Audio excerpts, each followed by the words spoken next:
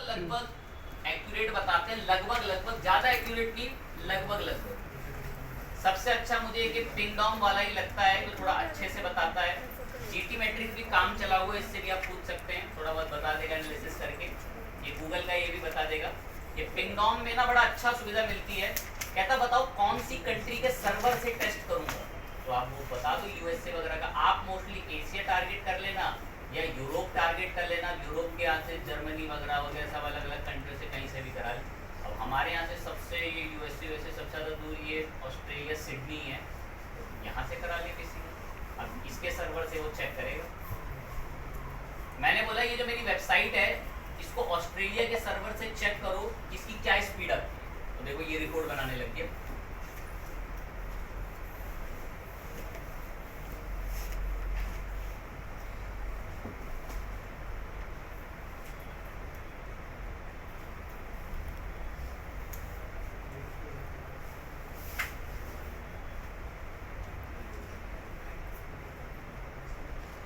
कह रहा अगर ऑस्ट्रेलिया के किसी सर्वर से आपकी वेबसाइट पर रिक्वेस्ट भेजी गई, टोटल कितनी बार रिक्वेस्ट भेजी गई? 69। औसतन आपकी वेबसाइट 3.33 सेकंड में खुल रही है।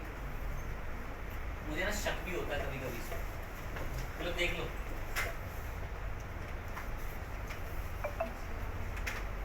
मैंने एक बार अभी दोबारा इसी टूल पर आकर डिमांड बोलता हूँ, और ये मैंने भाई सिडनी ऑस्ट्रेलिया के सर्वर से दोबारा स्टार्ट करके चेक करा, इसी ब्राउजर पे करी रिपोर्ट इसने यहाँ पर लाकर दे देगा। सेम अभी दे रहा है वैसे तो। ये और यूआरएल भी बता, नए यूजर से कर लेते हैं यहाँ से।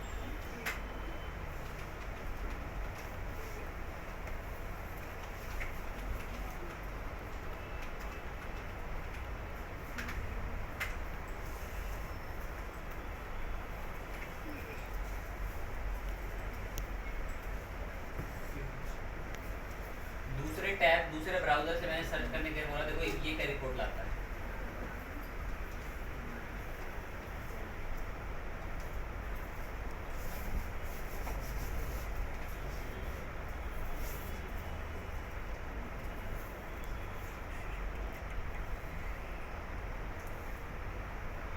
देख अब 69 रिक्वेस्ट में कितना लोड टाइम आ रहा है? 2.9। तो मैंने भी शब्द का जो प्रयोग है, मुझे कभी कभी शक होता है, वो थोड़ा सा ठीक है, चले वो शक एक अलग विषय है। पेज का साइज फिक्स रहता है। पेज का साइज कितना है इसका?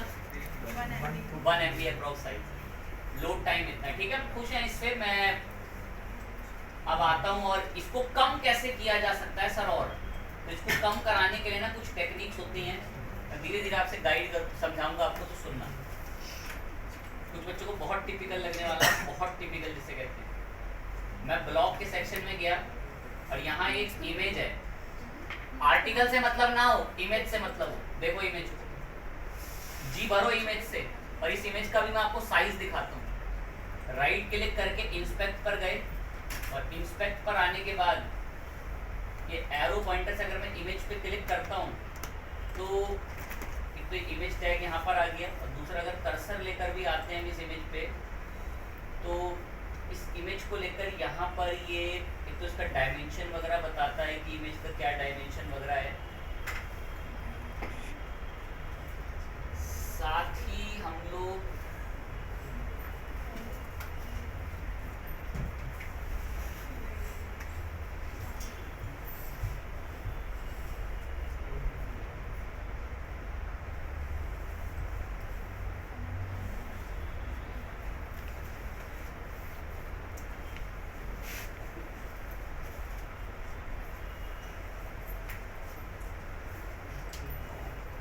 छोटी सी ना इंफॉर्मेशन देता है, वो इंफॉर्मेशन थोड़ी सी आपको दिखानी है। एक दो जगह और सर्च करते हैं।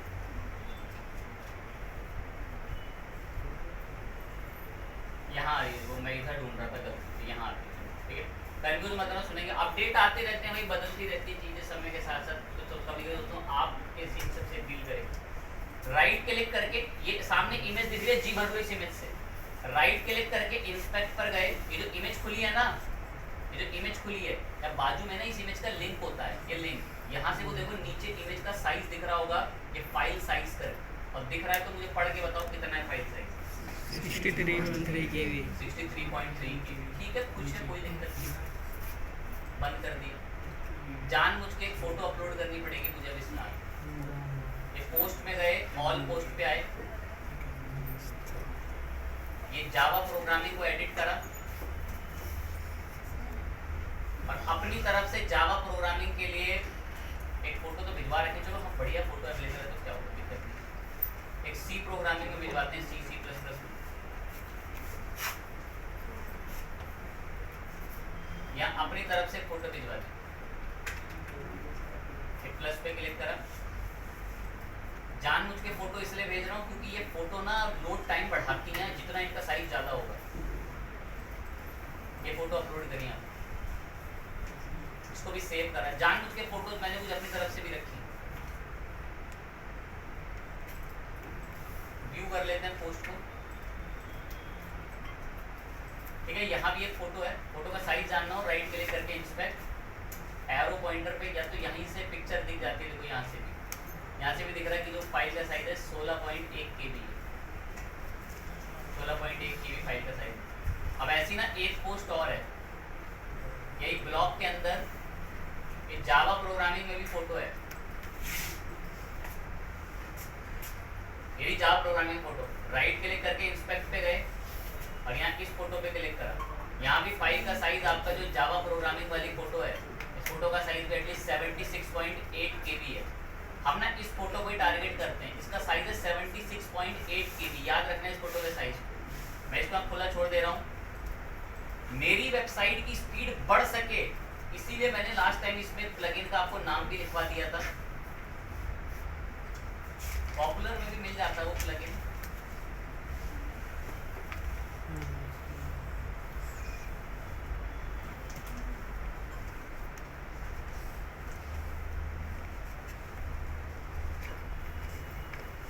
डायरेक्ट सर्च कर दो। नाम है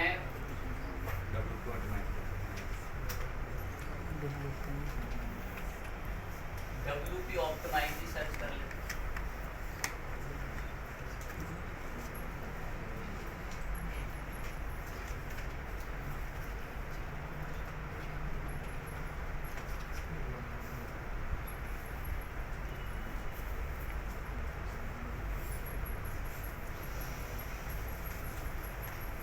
WP optimise speed work. Last time नाम लिखवा दिया था, अभी इंस्टॉल करें। इसको मैं इसलिए इंस्टॉल कर रहा हूँ ताकि मेरी वेबसाइट की स्पीड बढ़ सके। इंस्टॉल कर लिया, करने के बाद ये बैठा WP optimise.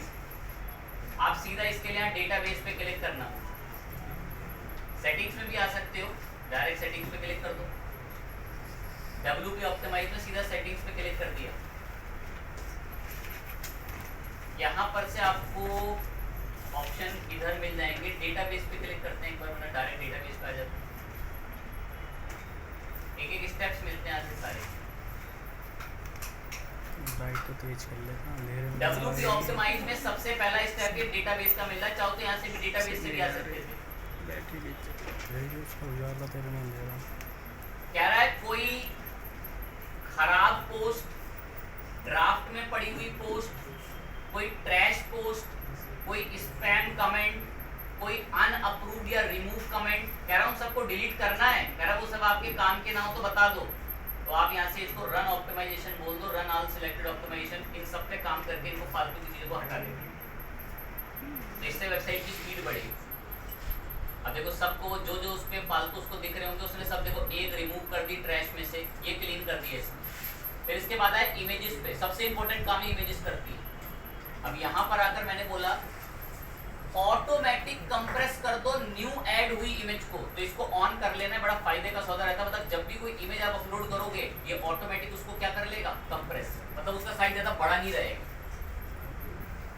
Show compression Meta box इनको भी मीडिया के अंदर की इमेजेस को करो, कंप्रेशन ऑप्शन और डिटेल्स के साथ करना, या कस्टम बताना चाहते हो कितना कंप्रेशन करना आप बता सकते हो। मैंने डिफॉल्ट छोड़ रखा है इसको। अब यहाँ से मैंने सारी इमेज सिलेक्ट करी जितनी इस वेबसाइट सिलेक्ट करिए और सिलेक्ट करने के बाद कंप्रेस द सिलेक्टेड इमेज बोल दो। अब ये अपने आप प्लगइन जो है ना, ये खुद पे खुद जितनी भी इमेजेस हैं उनको कंप्रेस करेगा। लोकल सर्वर्स या कभी कभार लाइव में कभी कभार दिक्कत आती है कि ना क्रैश हो जाता है। अभी ये कह रहा है कि आपके पास टोटल 23 इमेज हैं जिनको ये यहाँ पर क्या करना है, बेसिकली कंप्रेस। तो धीरे धीरे अब जो भी टाइम लगेगा दे देते हैं, जब इतना दूर आए हैं तो करेंगे।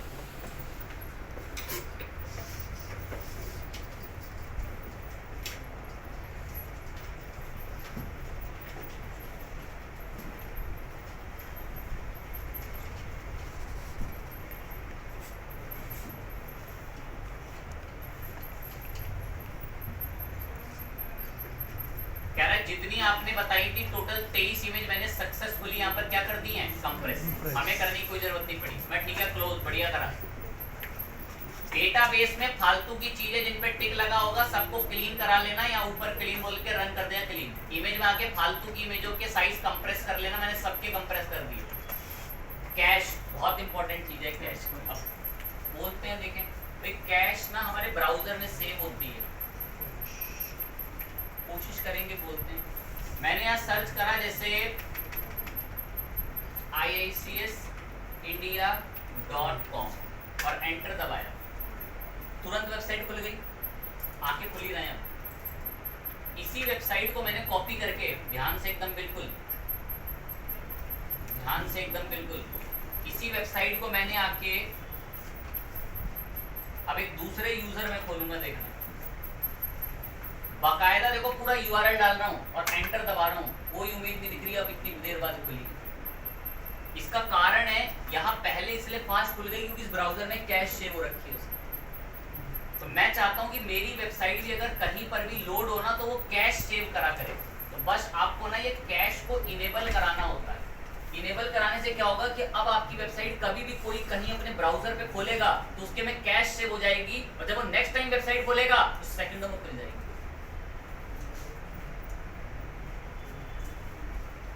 कह रहा है वो कैश जो सेव करोगे किसी के ब्राउजर में उसका लाइफ टाइम कितना होना चाहिए। अब वो डिपेंड करता है आप 24 मंथ के लिए कर दो, 24 दिनों के लिए करते हो या 24 घंटों के लिए डिपेंड, 24 घंटे के लिए कर दो भाई। Cash setting generate separate file for mobile device बोल दो। Server cache page login user के लिए तो सब आप चाहें तो उसके लिए भी करा सकते हैं। अगर आप वेबसाइट में इसको लॉगिन वगैरह कराते हैं, सेव कर दें इसको भी।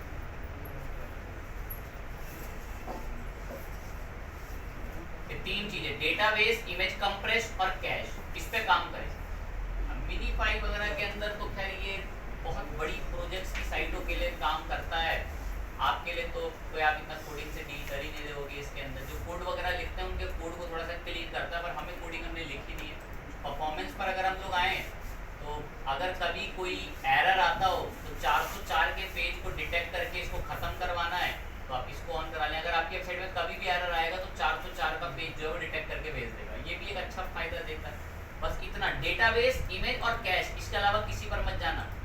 डेटाबेस में फालतू की चीज़ों को यहाँ से क्लिक करके रिमूव कर देना, इमेज को कंप्रेस कर देना और कैश को ऑन कर देना। बस अब आते हैं और एक बार अपनी जो साइट है इसका इतना यूआरएल कॉपी करता हूँ, फिर थोड़ी टेस्टिंग करेंगे, देखते हैं क्या रिजल्ट अब मिला।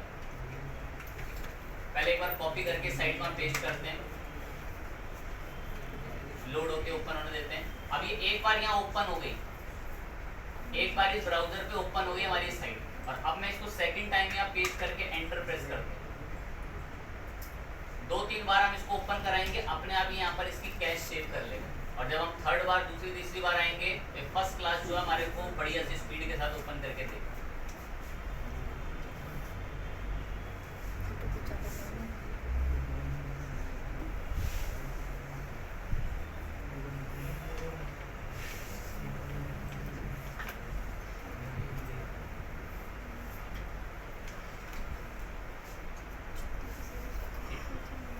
साइट ओपन कर दी। अब एक बार जो क्रॉस चेक करना है ना उसको थोड़ा सा ध्यान से देखेंगे। ये मैं ब्लॉग पे गया,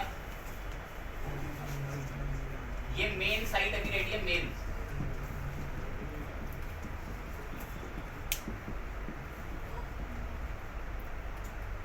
अब कुछ का ये सारी तो इतनी लोड ले रही है, वो सर्वर साइड से ही लोड ले रही है। वेबसाइट अपने डेटा से फास्ट है, अब जिस मशीन पर है वो मशीन ही स्लो है, तो वो कैसे फिर असर दिखाएगा? अब मशीन को थोड़ी फास्ट कर देगा वो प्लगइन। अब मैंने यहाँ पर आके जावा प्रोग्रामिंग वाली वो फोटो खोली, जो मैंने फोटो का भी थोड़ी देर पहले साइज दिखाया।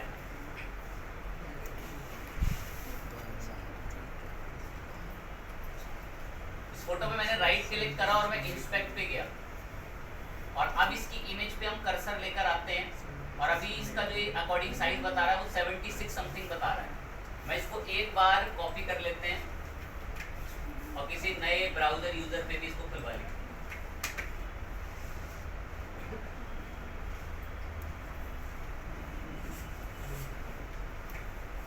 राइट क्लिक करके इंस्पेक्ट पे जाके यहाँ से इसका साइज देखा, तो अभी यहाँ पर फाइल का साइज 181 KB जैसे दिखा रहा है, तो काफी हैवी कर दिया।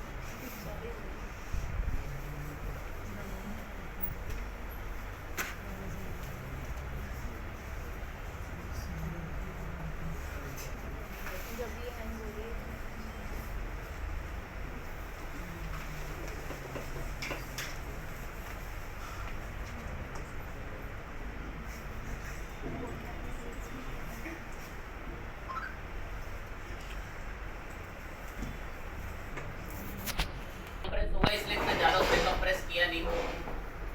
कोई एक दो इमेजेस को हम और अगर देखें तो इसने हमें चेक पहले से एक दो इमेज पे छोड़ देना था, बट हमने एक दो इमेज और पहले छोड़ी नहीं चेकिंग के लिए। जैसे सी प्रोग्रामिंग वगैरह में भी हमने एक इमेज पोस्ट करी थी। इसका भी बहुत ज़्यादा ना साइज पहले से ही कम ही होगा, क्योंकि ये बहुत लाइट थी, 16 KB। पहले भी इतना ही था? 17 था। पहले कितना था? 17 16, 17, 13 बहुत हद तक इसका भी साइज कम हो चुका है। हमारे इस पूरी वेबसाइट के अंदर जितनी भी इमेजेस हैं, सबका जितना भी लगभग साइज एक्स्ट्रा होगा ना, उस सब को इसने कम कर दिया हो। तो इसको मैंने खैर कोई पहले इमेज टारगेट करके छोड़ी नहीं की जिससे मैं कंपैरिजन कर पाता। अब जब मैंने पहले छोड़ भी रखी थी उसका साइज मैंने बहुत हद तक ऑलरेडी पहले से ही कम, बट इसके करने से WP ऑप्टिमाइज के फालतू की इमेजों के साइज वगैरह कम होता है, और बाकी में पेज का लोड टाइम भी थोड़ा बहुत घट जाता है। अब ये है कि ये इतना फिक्स तो खैर क्या ही बताएगा, एक बार हम फिर भी कोशिश करते हैं, किसी यूजर से चेक कराते हैं।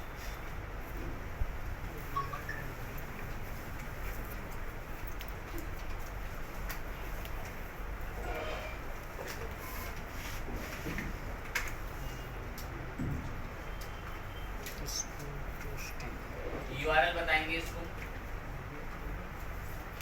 पेस्ट करा, और यहाँ पर आके हम लोग सिडनी का ही सर्वर यहाँ से स्टार्ट कर लेते हैं।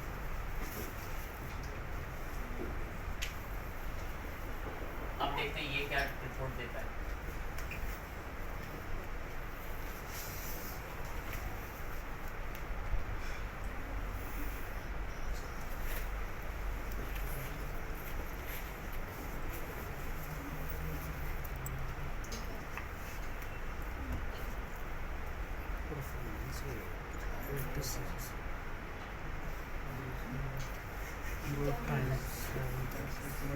लोड टाइम तो चले, वो अभी मैं दूसरी बार करूंगा, अपने आप घटा हुआ दिख जाएगा, लेकिन पेज साइज पहले कितना आता था, और वो घट के कुछ KB में पहुंच चुका है। अब लोड टाइम के लिए मैं इसको एक दो बार अभी और सर्च कर दूंगा, वो अपने आप लोड टाइम को गिरा दे। या अब किसी दूसरे ब्राउजर से उसकी डिमांड बोलते हैं सर्च की, इसी से बोलते हैं।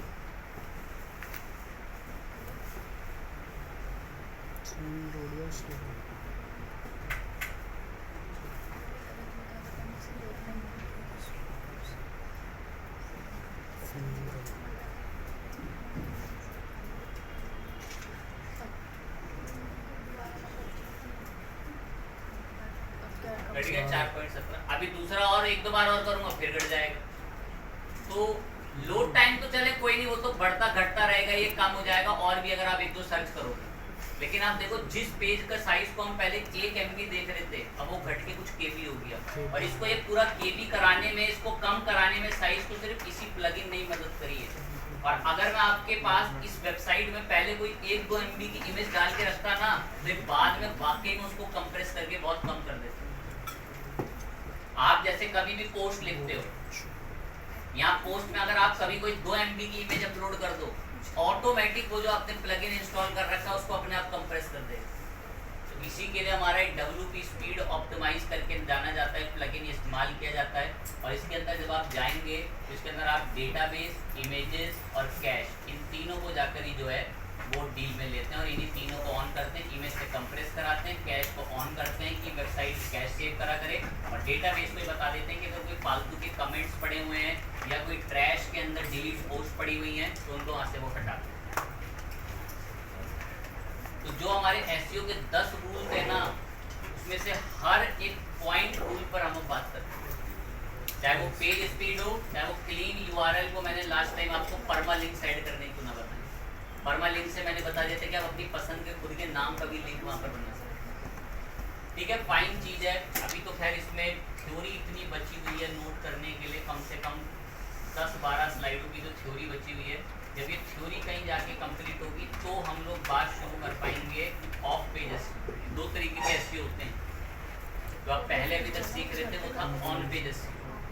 अब एक और तरीके का SEO आएगा जिसको बोलते हैं ऑफ पेजेस। इसकी भी ऐसी 10-12 ट्रिक्स मैंने लिखी थी, इस पर भी 2-1 क्लास में पढ़ा। PDF भेज दो सर, इसे हम उसको स्पेशल